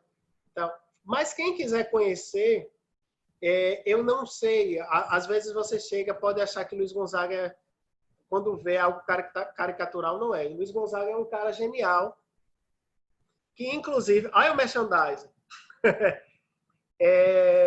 Eu gravei esse disco aqui, que se chama De Lua, que é uma referência ao apelido, né? Apelido para vocês é outra coisa. Apodo. É, né? Apodo. O apodo.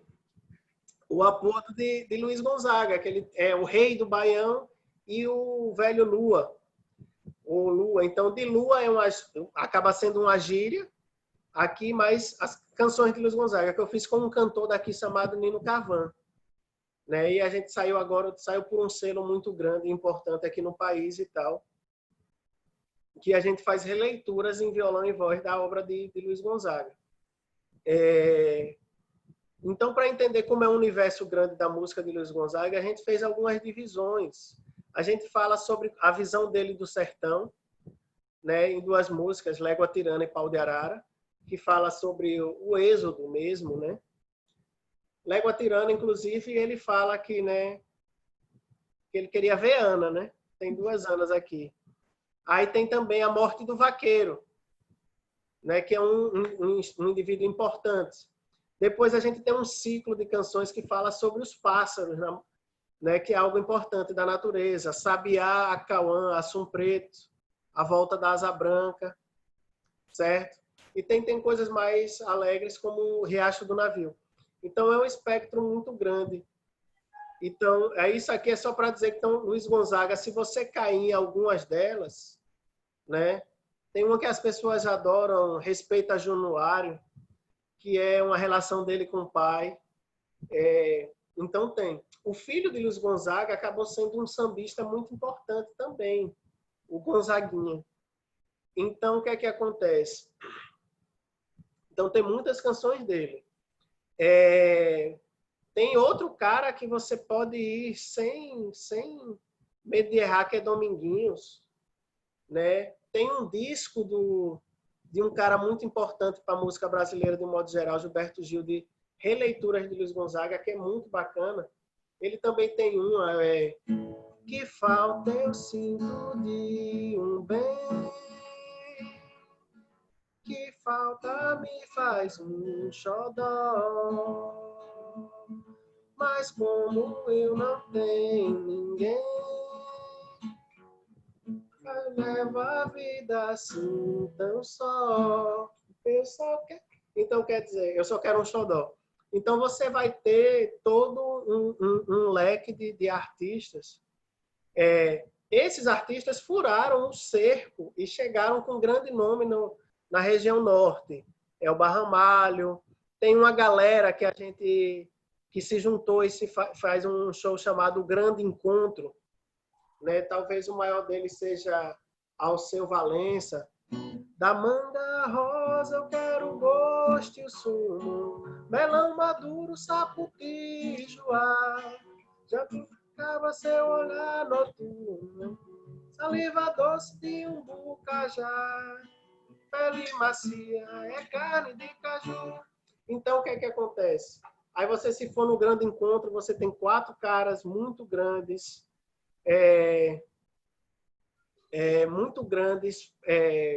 fazendo forró também. Pessoas que não furaram e chegaram à região sul, a gente tem Flávio José, que é algo impressionante. A gente tem gente muito grande, a Melinha. Então, esses indivíduos... A gente tem uma mulher aqui no estado que faleceu, que chamava Clemilda, que ela é o que a gente chama de a rainha do duplo sentido. Que existe uma coisa no forró que são músicas que são tendenciosas, eu não sei como são apimentadas, elas não são sexualizadas a um certo ponto, mas elas chegam lá, né? Seu delegado prende o Tadeu, ele pegou minha irmã e... Seu delegado prende o Tadeu, ele pegou minha irmã. Tem um cara chamado Genival Lacerda. Quem não conhece, Severina chique, que montou uma boutique para sua vida melhorar. Pedro Caroço, filho de Zé Baganella, passa o dia na esquina mandando aceno para ela. Ele tá de olho na boutique dela. Ele tá de olho na boutique dela. Ele tá de olho na boutique. Essa boutique não é bem a boutique, uma loja. Então, esses caras trabalham um outro ramo do forró.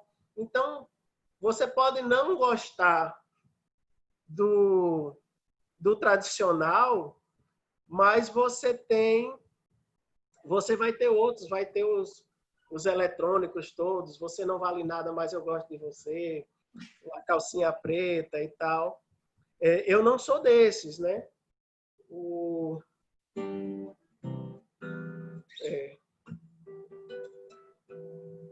Todo tempo, quando vem pra mim é pouco, pra dançar com meu benzinho numa sala de reboco.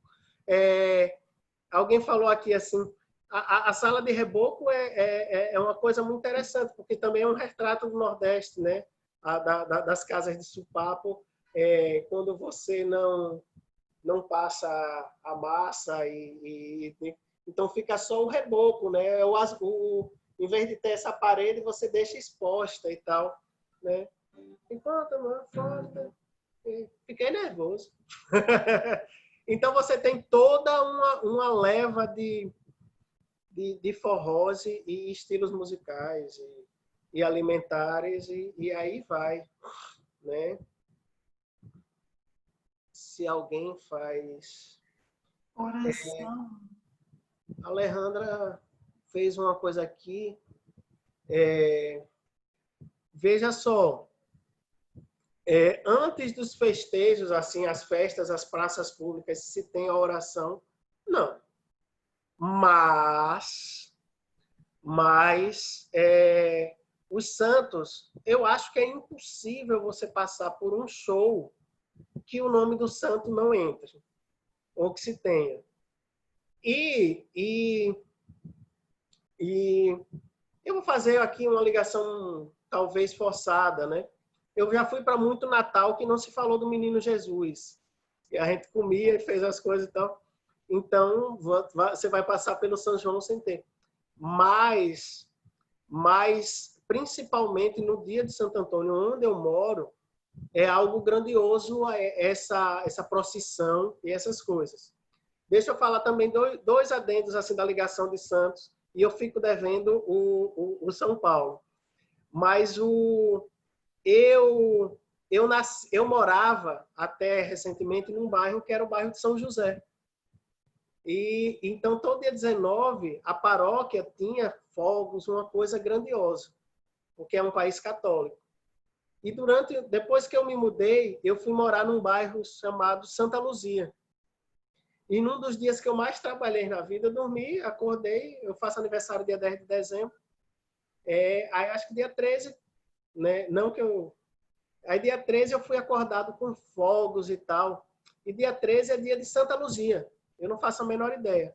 E por que Santa Luzia, para o pessoal que trabalha com música nordestina, é algo importante? Porque Santa Luzia, que é a padroeira dos cegos, algo assim, Luiz Gonzaga nasceu dia 13 de dezembro. Dia 13 de dezembro. E, inclusive, algumas pessoas fazem referência a Luiz Gonzaga como se fosse um milagre de Santa Luzia. Porque, inclusive, ele tem problema de vista. Então, a sanfona é algo que é um instrumento totalmente desprezado. Deixa eu dizer uma coisa, que você vê em alguns documentários, Sivuca fala muito sobre isso. Se você chegasse em alguma casa na década de 40 e 50 e fizesse a festa, estava bom. Se você dissesse que tocava forró, você era expulso da casa. Eu acho que você consegue ver um paralelo disso na literatura brasileira. Eu acho que Lima Barreto tem uma personagem, meu Deus, esqueci o nome de Lima Barreto, que é Ricardo, Coração dos Outros, que é um cara que toca violão. E a polícia sempre achava que os músicos de chorinho eles eram vagabundos preguiçosos. E um dos jeitos que eles encontravam era porque as pontas dos dedos dos músicos a gente cria calo. Então eu seria preso nessa época tranquilamente. Então a gente tinha isso no Nordeste. Ele é forrozeiro, tem alguma coisa disso e tal. E Luiz Gonzaga conseguiu dar essa dimensão da sanfona. Então, quem quiser saber, também tem uma série chamada O Milagre... O Milagre de Santa Luzia, que é Dominguinhos revisitando grandes sanfoneiros no Brasil. Tem mais de 20. E aí é muito bacana, porque é isso tendo que acontece. Pessoal, onde pode comprar o disco? Olha, os discos estão nas principais plataformas. Está no Spotify, está no Deezer, né? Eu e um cara chamado Nino Cavan. Meus outros discos eu não coloquei, mas eu juro que eu vou colocar. Eu disse que era um pouco preguiçoso, às vezes sou relapso. Eu até já mandei o disco para a Inglaterra, mas porque a gente comprou. Mas, exemplo, a distribuidora, a gente está num selo chamado Coarup. A gente não tá, eu não sei como é que está sendo feita essa distribuição. 1000 perdões. Alguns compram comigo, porque eu tenho as cópias e tal. Aí, quando é longe assim, que vai dar muito trabalho de levar, eu digo, escute nas redes, né? Ou me siga nas redes, né? No Instagram, essas coisas. Porque a partir de agora é o que sobrou pra gente, né? E tal. Pessoal, me desculpe que eu falo demais. Nossa, imagina. Não, um prazer. Então, acho que nós podemos, se alguém tiver mais alguma pergunta, ou se o Alberto quiser comentar mais alguma coisa, não sei, Ana está mostrando lá, o Alberto Silveira no Instagram.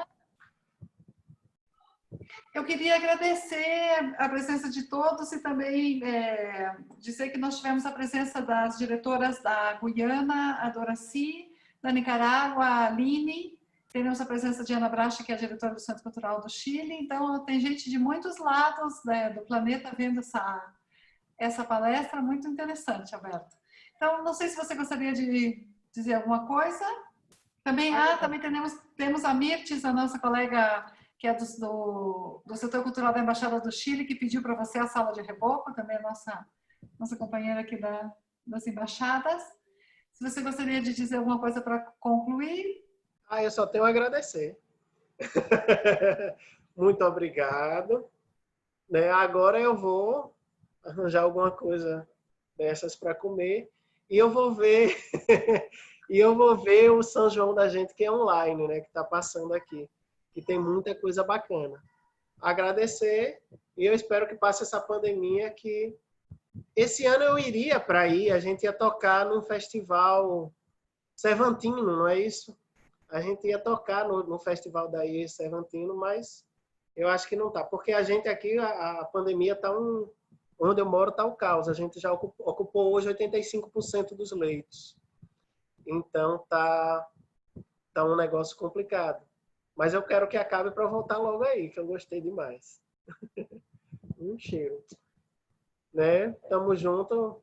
Quem gostou, lembre bem de mim. Quem não gostou, mostre para os inimigos. Vai fazendo essa divulgação. Imagino. Então, muito obrigada, Alberto, pelo seu tempo, pela sua paciência, pela sua generosidade de compartilhar com a gente todas essas informações. Muito obrigada por todo mundo que veio. Muitas graças por todos que estuvieron. Les sugerimos que sigan acompanhando a programação dos centros culturais, porque há muitas coisas que estão acontecendo. Muchas cosas interesantes, importantes, y como dice Alberto, pues fue lo que nos sobró en la cuarentena, hacer las cosas de manera virtual, pues así las haremos. No va a ser por eso que vamos a dejar de hacer y de celebrar la festa junina, ¿no? Pues muchas gracias a todos, muy buenas noches. Buenas noches.